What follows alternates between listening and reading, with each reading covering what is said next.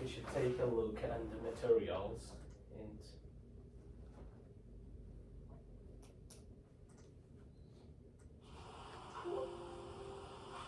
one way to look at scientific progress is to see the world as a collection of facts represented by these pom-poms. We may observe these facts and add these observations to those we have already made. And so it appears that progress is a process of addition.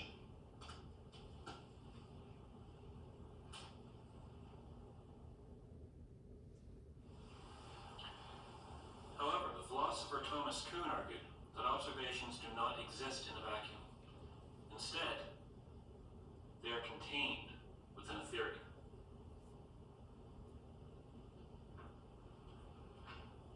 The theory is a story which explains the meaning or significance of the observations.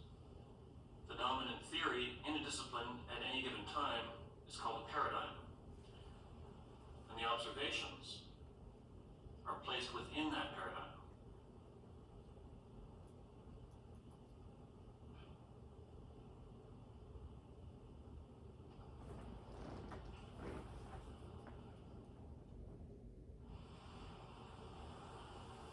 A problem occurs when observations are made that do not fit into the paradigm.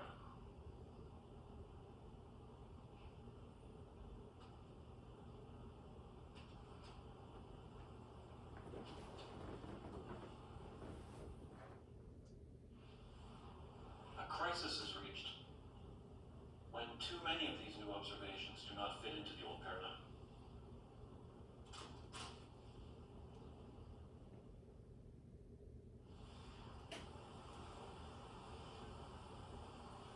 A new theory is then proposed.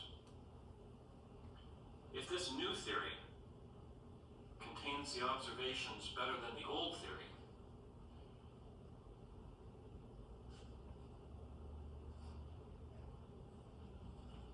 then there is a paradigm shift.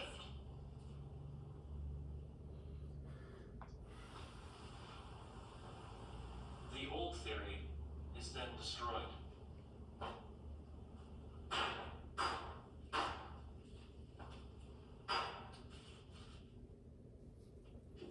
this was on break.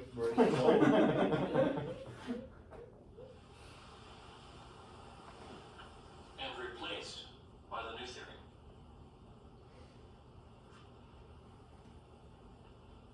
To Thomas Kuhn, scientific progress is as much about destruction, specifically the destruction of the old theory or paradigm, as it is about the addition of new observations. And even this new paradigm will only last until it suffers its own crisis.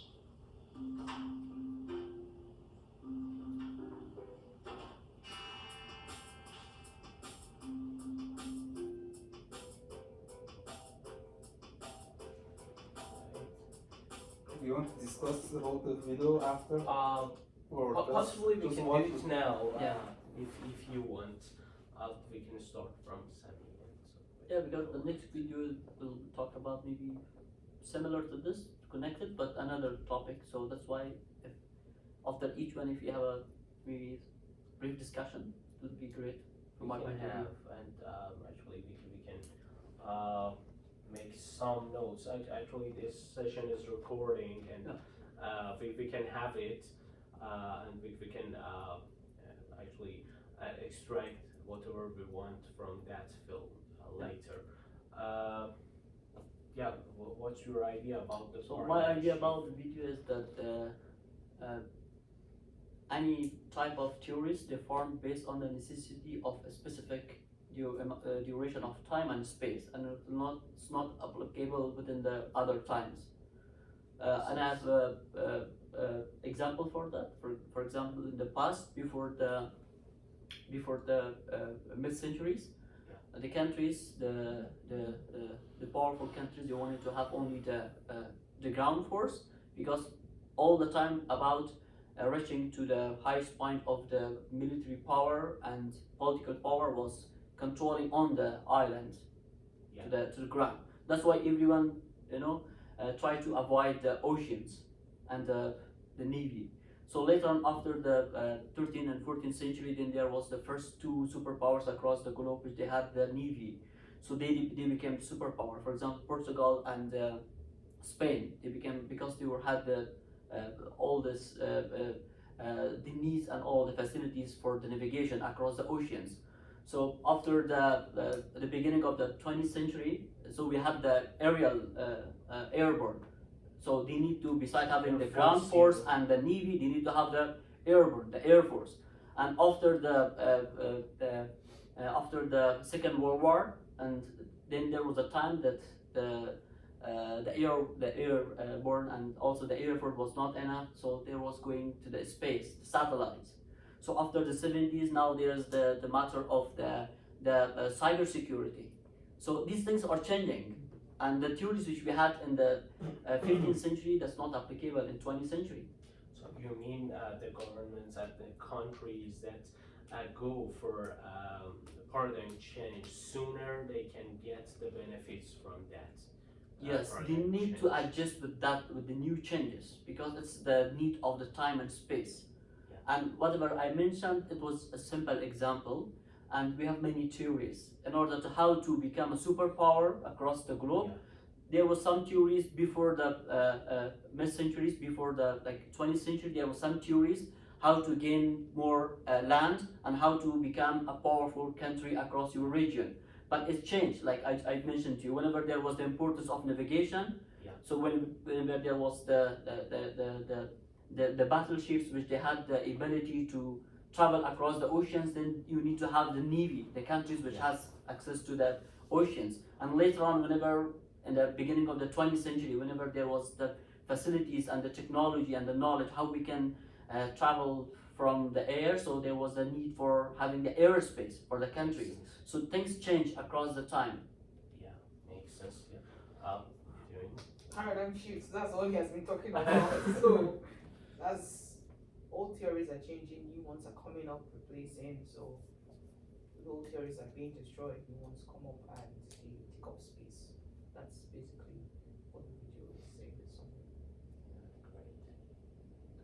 Yeah, it's the same like paradigm shift. I think it happens all the time, and I just remember that I don't know if can we say it's paradigm shift, the flat Earth, sphere Earth, like when also it was Earth was thought that it was in the center of the universe, Yeah. but then Yeah. it changed. And Yeah. all scientists all at that time, I think they were believing that the Earth is Yeah. in the center, but then everything changed. And now things happening all the time.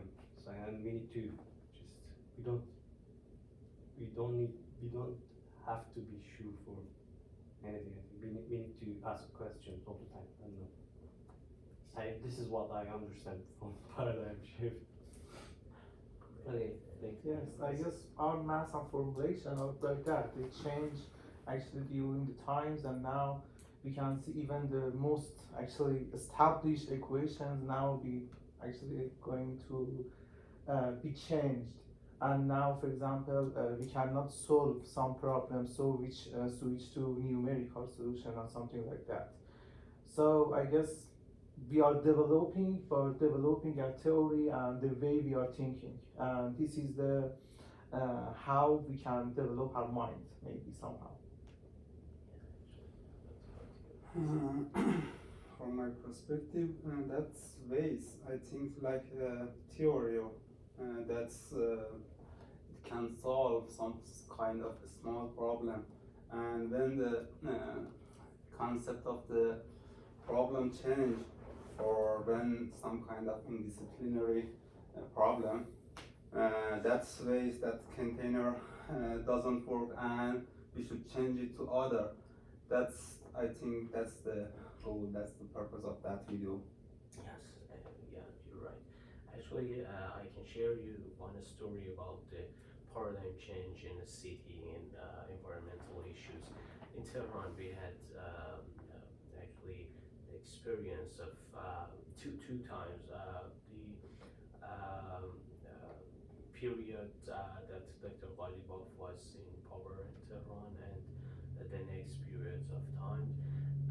In the first part of the period that Tehran's mayor was Dr. Ghalibaf, they started developing the city, and after a while, they started rethinking about the idea of low impact development. It means you try your best to develop the city without changing the natural processes in the nature. And they started it, and at the end of that period that Dr. Ghalibaf was in the power, and after that, they tried their best to follow the low impact development paradigm. It was kind of paradigm shift and paradigm change in Tehran. We had a good experience about it. Yeah, before going to the next one, I can stop and go for it. Yep.